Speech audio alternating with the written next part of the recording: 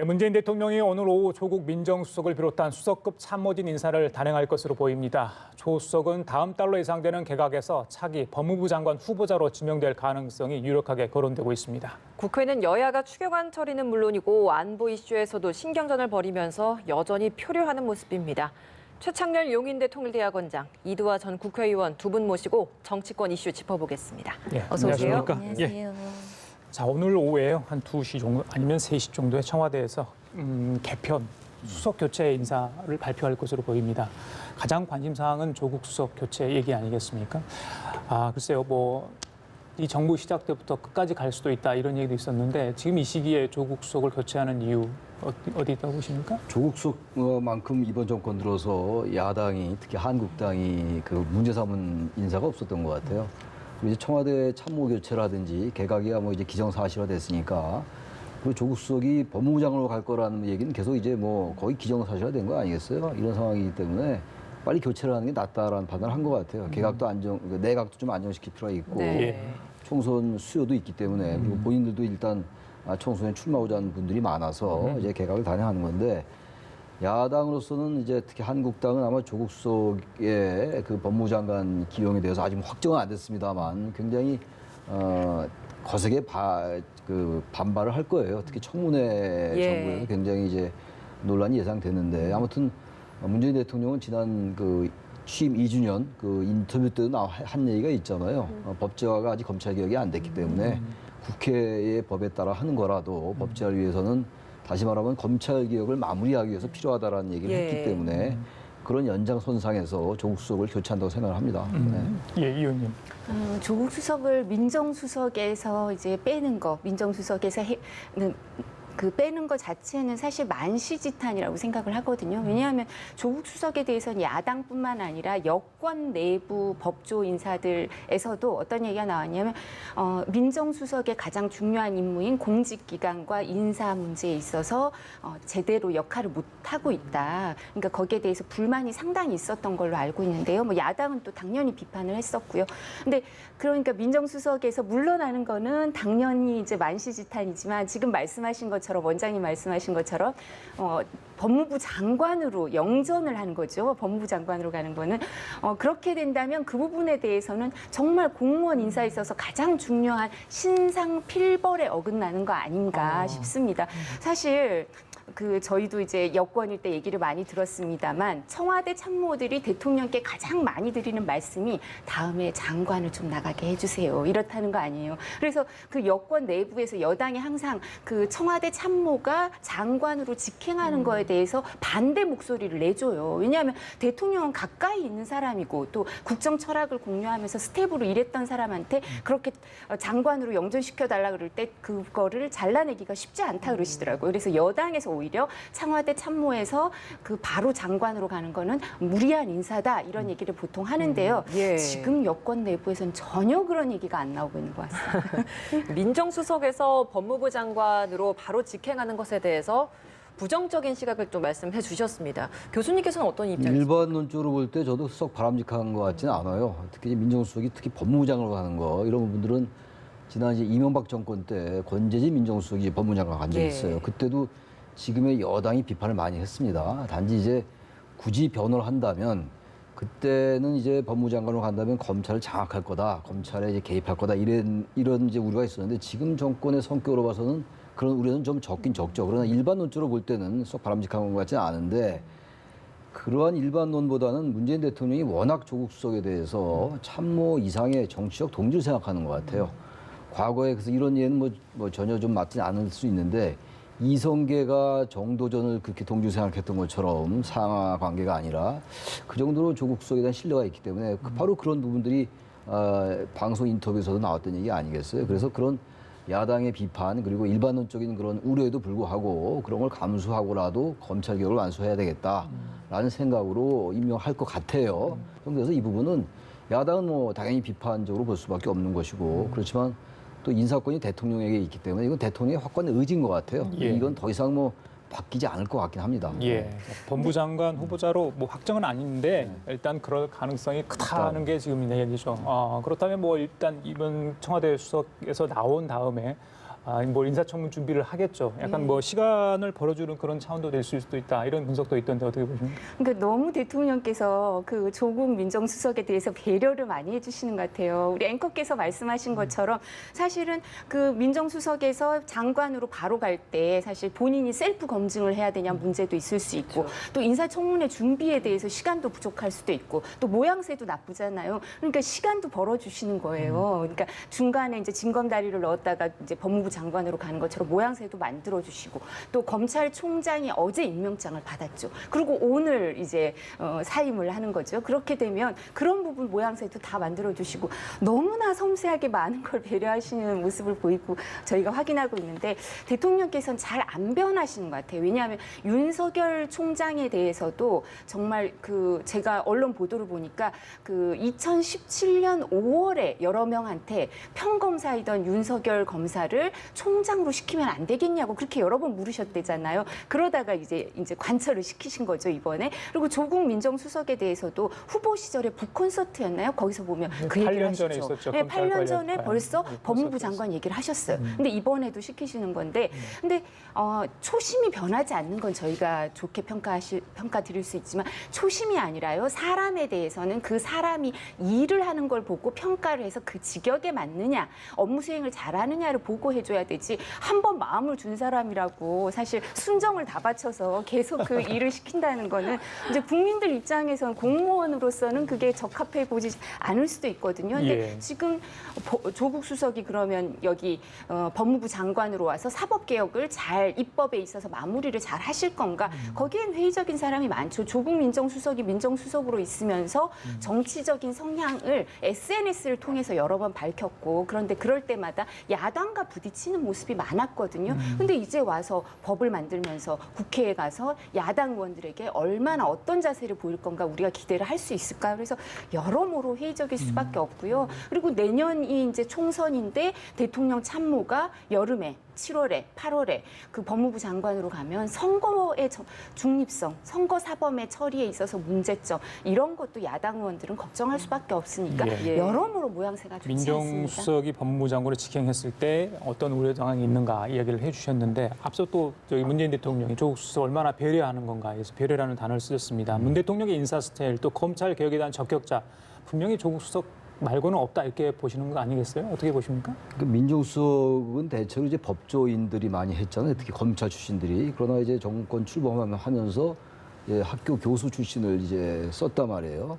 그리고 법무장관도 이제 박상기 법무장관 썼고 그것도 마찬가지니까 문재인 대통령의 생각은 확고한 것 같아요. 검찰 개혁이라든지 이런 부분들은 적어도 민간인 출신이 해야 된다라는 확고한 그 나름의 생각이 있는 거. 저는 개인적으로 동의합니다. 검찰 출신이 하는 것보다는 그래도 이해관계가 덜한 사람이 법무부 장관이나 민정수석 하는 게 저는 낫다고 봐요. 미국에서는 국방장관이 다 민간인 아닙니까? 우리나라는 아직 그 정도 되는 게 아니지만 그래서 저는 그런 면에서 이건 아무리 야당이 비판적으로 본다 하더라도 그건 대통령의 인사 철학인 것 같아요. 저는 그래서 그건 비판하고 싶지 않고 또 하나 문제는 예. 조국 수석 같은 경우는 이 비판자들과 지지자들이 확연히 갈려요. 그리고 굉장히 개성이 강하고 주장이 강하잖아요. 주장이 분명하고 최근에 특히 SNS를 통해서 여러 얘기를 해왔어요.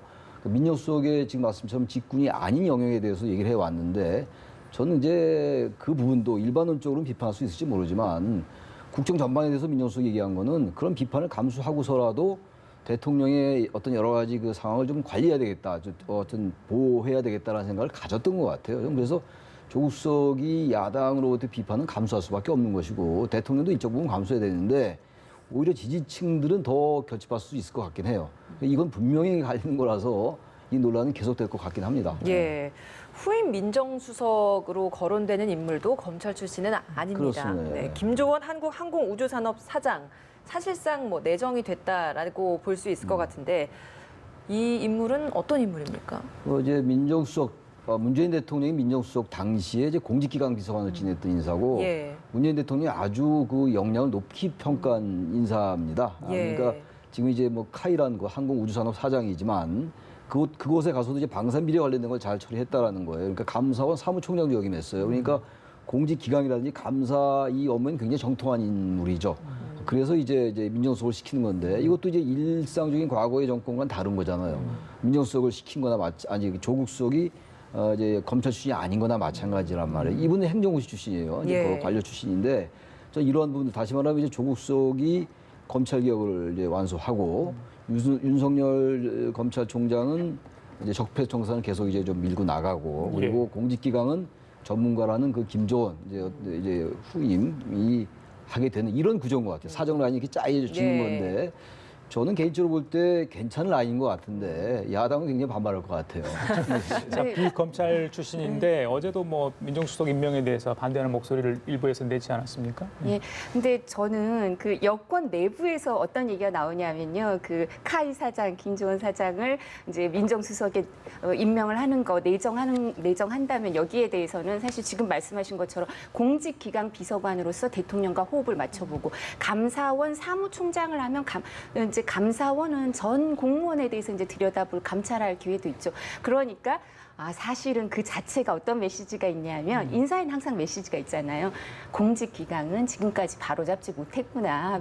조국 전 수석이 공직기강에 대해서 잘못했다는 거는 오히려 보여주는 인사 아닌가. 역으로 또 이런 그렇게 해석을 얘기를 제가 하는 게 아니고요. 여권 국회의원들이 해요. 여권 출신 국회의원들이 하는 거니까 뭐 그 부분에서는 공직기강을 바로잡을 수 있다면 저희도 바람직하죠. 아니 야당이라고 그리고 대통령을 투표했든 투표하지 않든 대통령을 모시고 있는 그 국민들로서는 사실 공직기강이 바로잡히지 않길 바라는 국민들이 누가 있겠어요. 근데 조국 수석이 있을 때 그 청와대 의전비서관인가 거기에 행정관인가 거기가 음주운전 그리고 청와대 직원들과 음주운전을 하다가 동승해서 음주운전을 하다 적발이 됐죠. 그리고 또 사실 인사행정관이 그 변호사 시험도 안 붙은 이제 그 저기가 들어가서 로스쿨 출신이 들어가서 그 인사 기밀 서류를 갖고 왔다 분실한 사례도 있었죠. 그리고 대변인도 사실은 관사에 있으면서 부동산 투기는 뭐 안 했는지 몰라도 투자를 하는 그건 공직기강으로 다 바로 잡았어야 되는 사례들이죠. 그리고 과거 정부 사람들도 아니에요. 제가 지금 언급한 사례는 대통령이 데리고 들어가신 친문이라고 볼 수밖에 없는 사람들이 그렇게 공직기강이 회의했을 때 조국 수석이 장악하지 못했어요. 그럼 법무부에 가서 사법개혁을 할 때 얼마나 또 장악력을 보여줄까? 저는 그 부분에 대해서 그렇게 이렇게 높은 점수를 주지 않고요. 저는 이제 제 친구들이 서울 법대 교수 중에 저희 학번이 단일 학번으로 제일 많은데 서울대 교수들도 조국 교수에 대해서 이제 입장을 표명했죠. 근데 거기에 대해서 보면 항상 본인 직역에 있어서 특히 민정수석 직역에 있어서는 높이 평가받지 못하는 게 아닌가. 그리고 법무부 장관으로서도 오히려 같은 직역에 있는 사람들한테는 별로 기대를 못 받고 있다고 생각할 수밖에 없습니다. 예, 역대 민정수석 중에 이렇게 많이 언론의 조명을 그렇습니다. 받는 분도 없는 것 같아요. 없죠. 예, 자연스럽게 그렇다 보니까 윤석열 신임 검찰총장 얘기하지 않을 수 없습니다. 어제 이제 본격적으로 공식 업무를 수행하지 않았고 들어갔죠. 네. 청와대 쪽에서 이제 물론 조국 수석을 법무장관으로 기용한다면 두 사람의 관계가 어떻게 될까? 보완적인 역할을 할까? 아니면 견제를 할까? 전 두 사람의 보완적인, 케미 어떻게 예. 보십니까? 저는 이른바 케미가 잘 맞을 것 같아요. 이제 조국 수석의 성격도 굉장히 개성이 강하고 윤석열 검찰총장도 그렇기 때문에 오히려 이제 파열이 날 수 있다라고 볼 수도 있을 거예요. 그러나 지금 어쨌든 이 조국 수석과 이 윤석열 검찰총장에 대한 신임이 각별하잖아요. 저는 그래서 이 두 사람이 그걸 모를 리가 없죠. 그렇다면 맡은 업무라는 게 그 역할 분담이 있는 거기 때문에 두 사람이 보완 관계로 갈 가능성이 높고 상호 보완적인 가능성이 많지 이게 상호 갈등적으로 갈 가능성은 대단히 낮다고 봐요. 그리고 지금 맨 처음에 이 정권이 출범할 때 김상조 지금은 뭐 정책실장입니다만 김상조 공정거래위원장을 발탁할 때도 그랬잖아요. 관료 출신이 아니었단 말이에요. 그러니까 이 정권은 아무튼 경제 쪽도 그렇고 이 검찰 개혁 쪽도 그렇고 그동안의 관료 위주로 됐던 것에 대한 대단히 회의적인 시각이 있는 거거든요. 예. 좀 그런 방법으로 한번 해보는 건 맞는데 단지 이제 조국 수석이 워낙 강하게 자기 의견을 표출하다 보니까 야당으로부터 반발이 있었는데 단지 걱정되는 거는 워낙 한국당이 조국 수석에 대해서 민감하고 예민하잖아요. 그래서 이제 패스트트랙에 오른 그 사법개혁에 관련된 거 그게 이제 어쨌든 국회에서 완성이 돼야 되는데 맞습니다. 그런 부분들이 있어가지고는 정권 입장에서 볼 때 잘 관리를 해야 될 것 같아요. 예. 문재인 대통령도 어제 임명장 수여하면서 살아있는 권력에 대한 철저한 그런 검증도 동등하게 해야 한다라고 이야기를 했고 또 취임사에서 윤 신임 검찰총장 역시도 특정 세력을 위해 쓰여서는 안 된다. 검찰의 권력이 이렇게 또 표현을 했습니다. 어제 문 대통령의 이런 임명장 수여식 그 자리에서의 발언 그리고 취임사에서의 윤신임 검찰총장의 발언 좀 어떻게 들으셨습니까?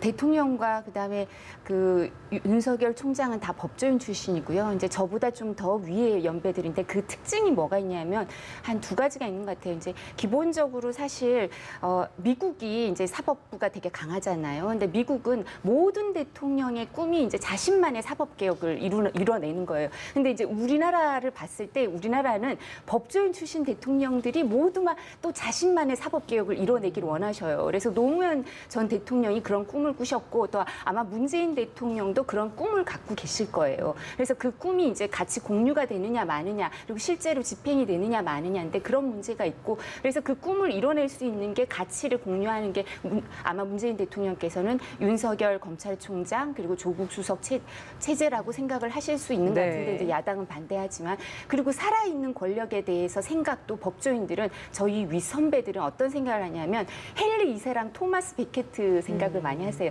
헨리 2세가 자신의 총신인 기사였던 토마스 베케트를 캔터베리 대주교 그 시절에 이제 그 사법부 대법관 비슷한 건데요. 그렇게 임명을 했을 때 그 토마스 베케트가 헨리 2세에게 그런 얘기를 해요. 아, 제가 총신이었지만 제가 이제 대주교가 된 이상 저를 임명한 걸 후회하실 겁니다. 그리고 사실 이제 재판의 사법부 독립을 주장하다가 기사들한테 암살을 당하고 이제 성인으로 추앙이 되고요. 암살당하고 나서 그 캔터베리 대주교가 암살당한 그 캔터베리 성당이 그 다음에 성지순례의 대상이 돼요. 그게 이상향이에요. 이제 그 문재인 대통령 연배와 그다음에 윤석열 총장의 이상적인 법조인은 토마스 베케트예요. 자기를 임명한 사람한테도 자기가 반대하고 독립을 내세우면서 목숨을 거는 그게 이제 이상적인 법조인이니까 그러니까 살아있는 권력에 대해서도 이제 엄정해라. 그리고 아마 윤석열 총장도 제가 초심을 유지하고 있다면 저와 같은 제가 말씀드린 토마스 베케트와 같은 생각을 하고 있을 텐데 저희가 약간 우려하는 것 중에 하나는 반부패 기간 회의를 대통령이 요즘 하시잖아요. 거기 검찰총장이 이 정권에 들어서선 배석을 해요. 그렇게 자주 뵈면 어떻게 될지 저희가 주목해 보겠습니다. 취임사, 검찰총장의 취임사 이거 두고두고 임기 끝날 때까지 저희들이 되새겨보고 확인하고 그러지 않습니까? 언론도 그렇고요.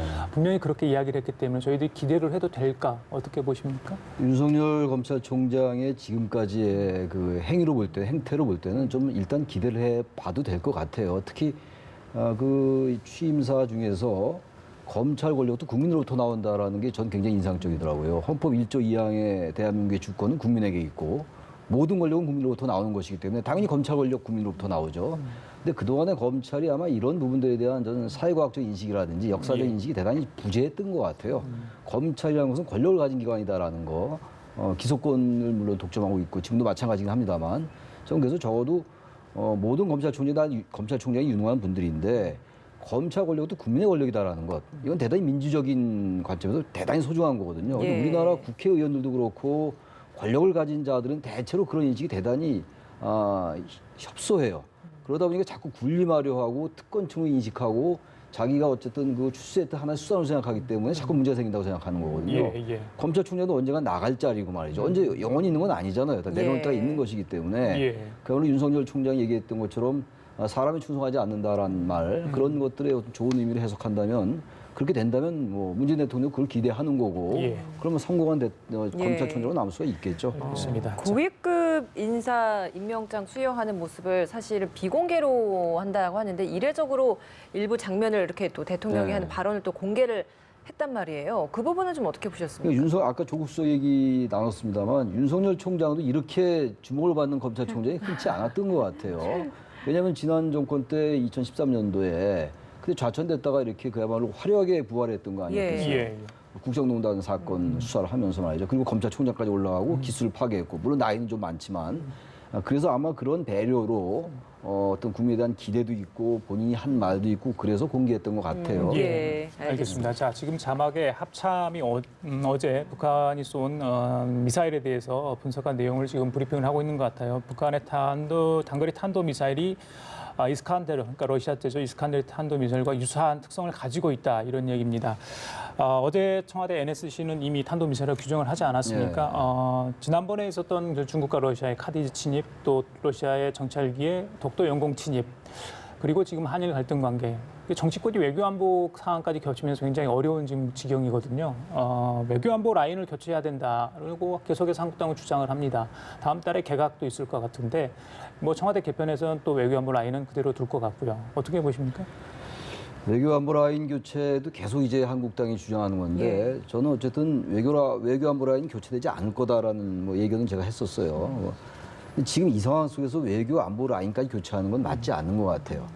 언젠가 외교안보 라인도 교체를 하긴 해야 될 겁니다. 아마 여러 가지 문제가 생기고 있고 사실 외교부도 여러 가지 구설수에 올랐던 것도 사실인데 특히 국방부 장관 같은 경우에 그 북한 목선 귀순 사건 이런 것들 그리고 이제 그 평택 이함대에서 있었던 그 이른바 허위 자백 사건 이런 것들 분명히 문제가 있는 겁니다만 저는 국방부 장관이 해임될 정도는 아니라고 보는 것이고 그걸 계속 얘기하는 건 저는 맞지 않아요. 그 당시에 지적하는 건 맞는데 국방에 대해서 지금 어쨌든 다른 것과 달리 국방과 안보는 그야말로 좀 초당적인 협조가 필요해요. 한일 갈등 얼마나 지금 구조적인 문제입니까? 좀 그래서 이런 현 상황 속에서 바꾸는 건 바람직하지 않은 것 같고 교체하더라도 요 시기가 지나고 지금은 아니다. 조정 국면을 할 때 그때 가서 교체하는 게 맞다고 생각합니다. 이 시점에서 교체는 아니라는 입장이십니다. 어떤 입장이십니까? 사실 원래 뭐 전쟁 중에는 장수를 바꾸지 않는다 이런 말이 있는데요. 근데 저희 이게 언제 끝날까요? 그러면 저희 사실 이게 북한 문제만 있을 줄 알았는데 일본 문제까지 생기고 일본 문제만 있을 줄 알았더니 러시아랑 중국이랑 이렇게 나오는데 이게 저희 마음대로 끝낼 수 있는 게 아닌데 이게 도대체 언제 끝날까요? 그러니까 사실 윤도한 수석이 국방부에서 어떤 보고를 받았는지 모르겠지만 러시아가 유감을 표명했다, 기기 오작동이었다고 얘기해서 막 로이터 통신이랑 막 외신에서 다 받아서 그거 다 외국에 나갔어요. 근데 그러고 나니까 러시아가 금방 그런 말 한 적 없다, 무슨 소리냐, 뭐 한국이 어쨌다 이런 식으로 나오는데요. 그러니까 저희가 사실 그 부분은 황교안 대표가 뭐 망신이란 표현을 썼는데 사실 그 부분이 민망하긴 하죠. 저희가 외신까지 나갔는데 그렇게 되니까 얼마나 민망스러운 상황이 벌어집니까? 그리고 저희 너무 궁금한 것 중에 하나가 아니 러시아 군용기가 우리나라 영공에 카디즈가 아니라 영공에 들어오는데도 왜 NSC가 개최가 안 될까? NSC의 역사는 오래됐으면 규칙이 있을 거고 규정이 있을 건데 어떤 때 개최된다는 게 분명히 있을 텐데 아니 그러면 영공이 침범을 당해도 NSC는 개최가 안 되는 게 규정인가? 규정 한번 확인하고 싶고요. 만약 들어가 있다면 왜 개최가 안 됐는가? 이것도 확인하고 싶고 그러니까 야당이 원포인트 국회 얘기할 수밖에 없고요. 그리고 또 그 국방부 장관에 대해서도 여러 가지 얘기가 나올 수밖에 없는 상황이에요. 근데 왜냐하면 이럴 때는 강력한 메시지를 인사를 통해서 대통령이 보여주실 수밖에 없는 것 같아요. 그렇다면 이제 그 외교 안보 라인도 교체하는 거를 생각해 보실 때가 되지 않았나 싶고요. 그리고 무엇보다도 뭐 제가 만나는 사람이 제한돼 있어서 그런지 모르겠지만 국방부나 아니면 이제 장성 출신들이나 아니면 외교부 출신들 오비들은 다 장관 좀 바꿨으면 좋겠다고 얘기하시더라고요. 제가 만나는 러시아 그 문제는요. 저는 그 야당의 태도가 맞지 않다고 보는 게 러시아가 혼선을 일으킨 거예요. 왜 그건 비판 안 합니까? 그걸 비판하면서 청와대가 보다 더 국방부와 더 정보를 공유하고 이런 걸 비판을 같이 하면 몰라도 한일 문제도 마찬가지예요. 일본에 대한 비판이 거의 없다시피 해요. 우리나라 정부나 그 당국의 대처에 대해서 야당이니까 당연히 비판해야죠. 그리고 왜 이런 A라는 대응책을 냈으면 왜 이러이러한 건 세밀하게 못했냐고 하는 거죠. 그래서 야당의 존재 가치인데 그런 걸 하긴 하되 러시아가 보세요. 러시아 무관이 그 저기 기기 오작동이다 이렇게 얘기했던 걸 윤도한 수석이 24일날 얘기한 거 아닙니까? 그저께. 윤도한 수석이 그럼 무관이 안 한 말을 했다고 보지는 않는 거잖아요. 내가 볼 때 그 가능성은 제로거든요. 윤도한 수석이 어떻게 그 없던 말을 합니까? 그렇다면 무관은 분명히 그렇게 얘기를 들어서 얘기를 했을 것이고. 그런데 말이 바뀌었어요. 러시아가 원래 그런 나라예요. 왔다 갔다 하는 나라고. 나토 침범을 많이 하는데 다 발뺌하잖아요. 그런 걸 비판을 하면서 그러면서 왜 청와대는 이런 것까지 다 못 챙기냐라고 비판이 맞죠. 알겠습니다. 원장님 이 질문 드릴게요. 아까 저기 이 의원께서 원포인트 국회 열려야 된다고 그랬는데요. 지금 들어온 소식을 보면 국회 여야가 정상화 협상 타결을 타진하고 있다고 합니다. 그런데 이제 민주당 입장에서는 추경 처리를 전제로 하고 또 안보 원포인트 국회를 해야 된다 이런 입장인 것 같아요. 추경도 정말 답답한 상황인데 안보 이슈까지 같이 겹치면서 지금 오후에도 지금 만날 것으로 예상이 되고 있는데 어떻게 보십니까? 저는 안보에 대한 국회도 열어야 된다고 봐요. 어쨌든 간에 뭐 이건 뭐 국방부가 잘못하고 외교부가 잘못하고 이걸 떠나서 굉장히 중요한 문제들이 발생하고 있는 거죠. 한반도를 둘러싼 동북아 지형이 급변하는 것이라서 당연히 국회 열어야 되는데 추경도 좀 해줘야죠 이제. 지금 2000년대 107일 기록 세웠고 2008년도 91위래요. 이미 이제 2위로 올라왔어요, 지금. 지금 오늘로 92일 아닙니까? 1위니까 이제 2위, 두 번째 아닙니까? 네, 맞습니다. 이제 맞습니다. 2000년도에 107위니까 지금 이게 어려우면은 야당도 그만 좀 이제 추경해주고 그다음에 여권에서도 안보국회 열고 좀 이런 모습을 보여줘야지. 지금 제1야당도 대단한 것 같아요. 끈질기기가 만만치 않은 것 같습니다. 제가 보기에. 네, 지금 이제 예산 입법처, 그러니까 국회에 보면 예산에 대해서 이제 정책을 그 연구해서 평가를 내는 부서가 잘 아시잖아요, 그죠, 네. 원장님? 거기에서 지금 추경으로 이번에 와 있는 금액 중에 추경으로 원래 안 들어가야 되는 게 한 3조가 넘는다 이렇게 평가가 나와 있어요. 그러니까 원래 일반 예산으로 들어가야 되는 그 루틴한 예산들 그런 네. 걸 추경으로 넣어서 이 부분에 대해서 이제 비판이 있는 상태고요. 그리고 뿐만 아니라 새로 들어간 일본이란 대일 규제라든가 여러 가지 항목에 있어서는 세부 항목을 안 갖다 주고 있다는 거예요. 말씀하신 것처럼 저도 야당도 빨리 협조해서 추경을 통과시켜야 된다고 꼭 그렇게 말씀을 드리고 싶고요. 그렇지만 여당도 그냥 무조건 통과시켜 달라고 해서는 안 되고 야당이 원하는 국민에게 부담이 되는 거기 때문에 여기에 대해서 세세히 평가하고 여기서 야당은 이거를 이제 들여다볼 의무가 있잖아요. 그러니까 세부 항목 자료 빨리 제출해 주시기 바랍니다. 여당은 제출했다라고 그러더라고요. 아니요, 저는 제가 확인해 봤는데 예. 아직 구재훈 부족하다고. 예결위원장이 뭐 추경 심사 일단 감액 심사는 됐는데 증액 심사 과정이 지금 멈춰 있는 상황인 것 같아요. 예. 좀 진행이 좀 돼야 될 것 같습니다. 예. 예, 다른 이야기 좀 해보겠습니다. 박순자 의원 징계 6개월, 정지 6개월 징계를 받았는데 지금 어제 기자회견을 열었습니다. 여기에 있어서 오히려 나경원 원내대표가 자신에게 사퇴를 적용했다. 그리고 자신은 뭐 1년만 하고 그만두겠다라고 약속한 적 없다라고 이야기를 하고 있습니다. 이 상황이라면 이게 뭐 결국 당 내홍이 더 수면 위로 들어 올려지는 이런 상황이 될 거라고 보시는지 지금 이 사태 어떻게 보십니까? 사실 이제 박순자 의원이 있는 안산 단원을은 아주 어려운 지역이에요. 그래서 뭐 사실 박순자 의원은 그렇게 생각하실 수도 있어요. 이제 우리 당 내에서 뭐 경선을 하든 어떻게 하든 이 당 후보로 나갈 사람이 나밖에 없지 않느냐 이런 마음은 가지고 있으실 수 있고 그 다음에 이제 본선을 생각하니까 국토교통위원장으로 있으면서 신안산선 뭐 착공이라든가 여러 가지 이해관계, 지역구와 관련된 이해관계를 생각하시는 것 같은데 나경원 원내대표는 전략 전술적인 차원에서 총선 전에 기강을 바로잡을 필요는 있어요. 그리고 이런 부분은 사실 그게 그 관행으로 다 확립이 돼 있는 거예요. 국회법은 사실 그 조문 자체로 의미를 갖는다기보다는 관례가 어떻게 돼 있냐, 관행이 어떻게 돼 있냐, 그걸 법원에서도 존중해서 판단을 하고 있는데요. 이제 국토교통이라든가 예결위 같이 의원들이 많은 숫자로 들어가 있는 거는 야당에서 1년 단위로 교체를 해온 게 사실상 관행으로 굳어져 있거든요. 그러니까 이제 그 박순자 의원이 좀 무리한 주장을 하고 계시는 거고요. 나경원 원내대표는 부득이하게 이 부분에 있어서는 입장을 뭐 이제 교체를 해야 된다. 그리고 징계를 받아야 된다라는 입장이 당연할 수밖에 없는 것 예, 같습니다. 박순자 의원은 지난번에 징계 결정에 대해서 재심 요구를 할 것 같고요. 본인은 국토위원장 자리를 계속 지키겠다는데 그럼 어떻게 되는 겁니까? 지키겠다라고 얘기하면 뭐 끌어낼 도리는 도저히 없죠. 없죠. 국회법에 2년으로 돼 있기 때문에 단지 지금 이제 합의한 적이 있다 없다 1년씩 나눠가기로 예. 이제 이것도 지금 진위 공방이에요. 이 갈린데 아마 근데 나경원 원내대표의 얘기가 맞겠죠. 근데 어쨌든 두 사람 사이에 그 해석의 차이 있을 수가 있죠. 예, 알겠습니다. 일단 안보 관련 원포인트 국회입니다. 함전에 저희들이 다뤄봤는데 네. 추경 얘기는 일단 없어요. 글쎄요. 그렇죠? 수출 규제 관련 또 러시아 영공 침범 관련 얘기가 주로 다뤄질 것으로 보이는데 두 사람의 얘기 어떻게 들으셨습니까? 근데 뭐 안보국회 예상대로 이제 열리는 건데 추경하고 같이 좀 했으면 좋겠는데 추경 얘기가 없잖아요. 예. 근데 아까 앞서 이두 의원께서 뭐 이제 직접 관련되지 않는 거가 들어있다라고 그러는데 기존의 추경도 제가 기억하면 다 그랬어요. 근데 다 통과시켜 왔는데 하여튼 이번에는 어떻게 될지 모르겠는데 예. 대일 규제 관련된 것도 있고 그러기 때문에 그런 부분도 좀 같이 좀 긍정적으로 볼 필요가 좀 있을 것 같아요. 네. 자, 민주당은 받을까요? 어떻게 보십니까? 사실 이제 지금 그 대일, 대러시아, 대중국 이렇게 결의안을 통과시켜야겠다 이렇게 말씀을 하고 계시는 거니까 사실 그 부분은 아까 이제 그거 왜 안 하냐고 하셨는데 그래서 지금 다 준비해서 하시는 것 같은데요. 그러니까 이 부분은 반드시 통과돼야 되는 거고 또 저희가 대통령께서도 외교를 할 때 지렛대로 갖고 계실 수 있는 거니까요.